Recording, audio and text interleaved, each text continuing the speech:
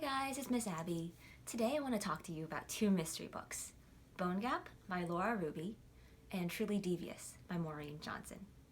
Now what really caught my attention about these two books is the excellent storytelling. In addition to the mysteries that drive the plot, we get engaging characters and narrative elements that really push these stories to the next level. Let's start with Bone Gap by Laura Ruby. This book is a standalone, so no sequel, and this is it. It's set in the small farming community of Bone Gap, where a girl named Rosa has recently disappeared. Most people think she's simply left town, but 18-year-old Finn O'Sullivan knows differently. He knows that Rosa's been kidnapped because he was there, he saw it happen.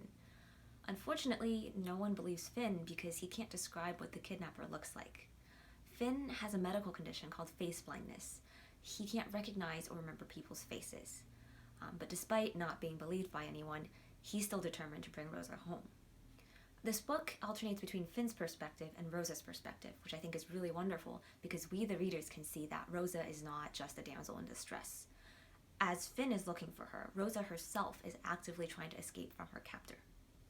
The plot might seem like something more along the lines of a thriller, but actually I found that this book reads like a modern fairy tale or a modern myth. It's very atmospheric and there are elements of magic woven throughout the whole story. And if you read really carefully, you might even notice references to a famous Greek myth. Next, I want to talk about Truly Devious by Maureen Johnson.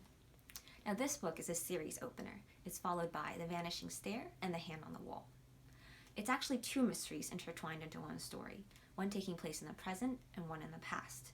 Both happen at Ellingham Academy, a private school set in remote Vermont. In 1936, shortly after millionaire Albert Ellingham founded his academy, his wife and his daughter are both kidnapped. The case is never solved, and the only real clue anyone has to it is a note signed by someone calling themselves Truly Devious.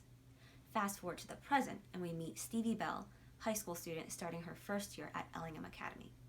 Stevie is a huge fan of true crime and mysteries, and she's decided that for her major project at the academy, she's going to solve this decades-old mystery.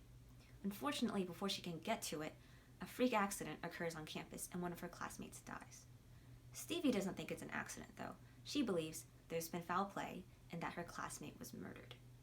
This is another book that alternates between perspectives, but rather than between characters, it alternates between the investigation in 1936 to Stevie's perspective in the present. I actually found Stevie to be a really compelling character because she's focused and logical and very passionate about her research and her investigation. At the same time, we see that she experiences some depression and anxiety, which causes her to doubt herself, and I thought she's a very relatable, very realistically written character. Now, a fair warning, this book does end on a little bit of a cliffhanger, but answers to the major mysteries in the first book are answered.